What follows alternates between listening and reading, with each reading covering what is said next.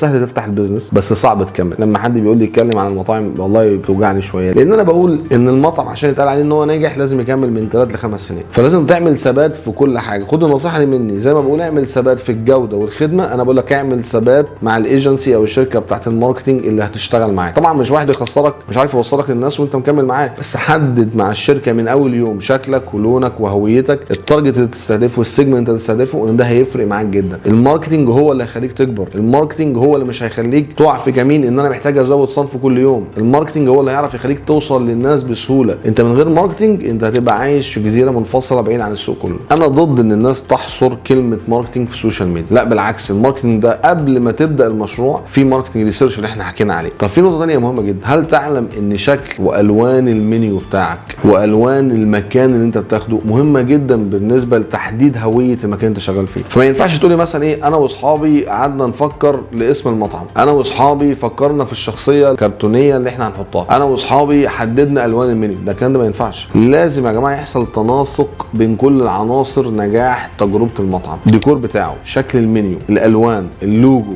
الهويه، الكلام ده كله لازم تدرسه وتذاكره كويس، لان ما عادتش حاجه ترفيهيه هجيب اي حد يعمل لي اعلانات ويدفع لي فلوس سبونسر. ده كلام مش حقيقي. انا عمرو حافظ بتكلم عن البيزنس، لو حابب تتابعنا هتلاقينا موجودين على كل المنصات. شكرا جدا ليكم.